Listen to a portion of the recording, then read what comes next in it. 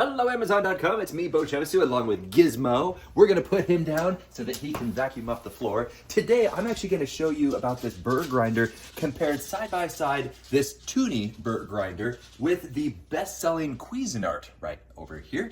And I would, right now, save you a bunch of time and just let you know that this bird grinder from Tuni is 10 decibels quieter compared to the Cuisinart.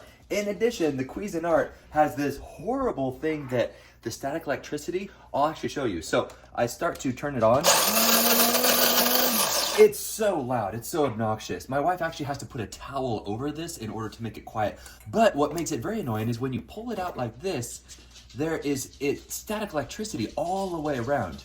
Now, my brother actually used to work at the Starbucks roastery, and he said if you want to diminish the static electricity, you can spritz some water in there, which you're welcome to do that. For me, I want to try to keep those beans somewhat dry, and so I'm not going to really put that much water in there. As opposed to this one, for some reason, there's no static electricity. So I'm going to go ahead and put this on like here. And you can see that it's counting down from 20. So if I were to put that again, watch it counts down like that. And you can adjust that by pushing this right like this. Now, of course, I'm just operating it manually like that. You can also adjust the cups like right here. Right now it's just on 2. And so let's say if you wanted to make, 12 cups, you saw it went all the way up to 12. If you have, let's say for example, a Ninja coffee maker. But this particular case, I'm using this as an espresso grounds. And if you look very carefully, it's got a nice little smudge. It's supposed to leave a bit of a stain behind.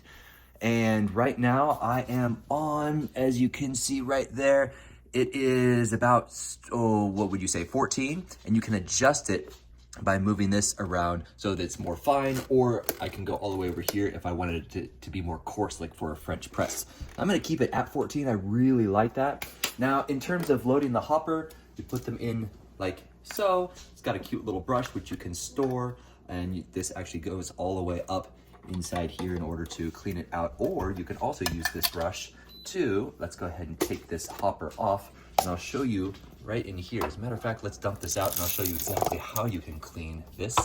And so every few weeks, you kind of want to make sure that this is all clean, and this can pop up and turn that. I'm not going to show you completely how to disassemble it. Honestly, if you can put Legos together, you can probably put this together, so I won't bore you too much with that. But it's nice that you can store this little brush right on here. Isn't that nice? Yes, he approves. My little supervisor approves. All right, lastly, you may be wondering, what if I don't want to do espresso? Well, it comes with this little cup, and you can push up like this and take this out. Now, even with my Breville espresso machine, this doesn't quite fit on here. Yours probably will. As you saw, I just kind of manually held it on like so. And I mean, I guess it kind of fits, but I just keep it with my hand just so it doesn't fall off and make a mess. Or you can use the included cup, which it is magnetic on here, and you can still turn it on like so. So you would use this cup, let's say if you just wanted to dump it in and make a drip coffee or something like that. Lastly, you're probably wondering about this odd little accessory. It took me a while to figure this out. This is used if you kind of wanted to create a funnel over the basket for your espresso basket. So you just kind of put it on like that. And honestly, I don't really need this because as you saw, the grounds just fall right in just nicely. But we're gonna go ahead and put this back on. And I guess you could try to put it on like that. Hey!